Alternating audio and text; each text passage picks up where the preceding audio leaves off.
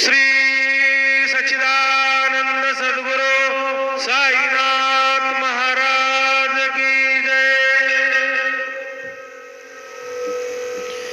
हरि ओम।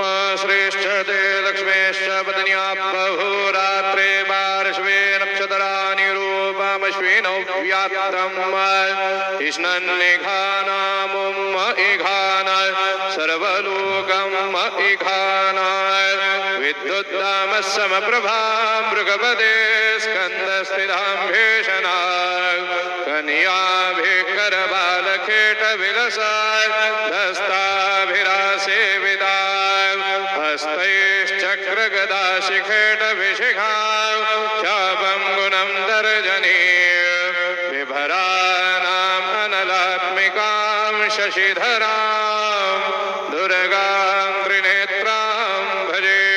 गुरुर्ब्रह्मा गुरुर्विष्णुः गुरुर्देवो महेश्वरा गुरुः साक्षात् परब्रह्म तस्मै श्री गुरवे नमः। सद्गुरु साईनाथ देवताभ्यो नमः। सकलोपचारार्थे सकल पूजा परिपूर्णार्थे गंधाक्षत पुष्पाणि समर्पयामि। अथ धूपाः वनस्पतिरसोद्भूतो गन्धाढ्यो गन्ध उत्तमः आग्रेयः सर्वदेवानां धूपोऽयं प्रतिगृह्यतात् धूपमग्रापयामि। अथ दीपं साज्जन्यवर्धसंयुक्तं हण्डिनां योजितं मया दीपं गृहाण देवेश त्रैलोक्यतिमिरापः दीपं दर्शयामि। सद्गुरु साईनाथ देवताभ्यो नमः। अथ नैवेद्यार्थे उपहार नैवेद्यं निवेदयामि। चतुरस्रमण्डलं कृत्वा तदुपरि नैवेद्यपात्रं निधाय गायत्री मन्त्रेण पात्रान् सम्प्रोक्ष धेनुमुदराम् अमृतीकृत्य ग्रासमुद्रया ॐ प्राणाय स्वाहा ॐ अपानाय स्वाहा ॐ यानाय स्वाहा ॐ उदानाय स्वाहा ॐ समानाय स्वाहा ॐ ब्रह्मणे नमः। मद्यपानीयं समर्पयामि। पुनर्नैवेद्यं निवेदयामि।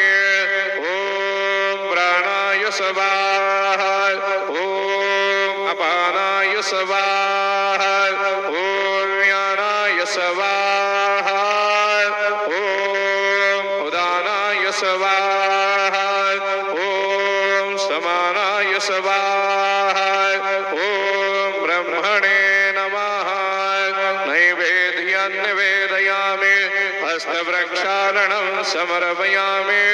मुखप्रक्षालनं समर्पयामि। करोध्वरदनार्थे चन्दनं समर्पयामि। सद्गुरु साईनाथ देवताभ्यो नमः। शेषोपचारार्थे चरणकमले प्रार्थनापूर्वक नमस्कारं करोमि। तथा च मंगल आराध्य दीपं दर्शयामि। शिरडी माझे पंढरपूर साई बाबा मावर बाबा मावर साई बाबा मावर शुद्ध भक्ते चंद्र भागा भाव पुंडलिक जागा पुंडलिक जागा भाव पुंडलिक जागा याहू याहू अवघे जना करो बाबा से वंदन साई से वंदन करो बाबा से वंदन गणो म्हणे बाबा साये धाव पाव माझे आये पाव माझे आये धाव पाव माझे आये। श्री सच्चिदानंद सद्गुरु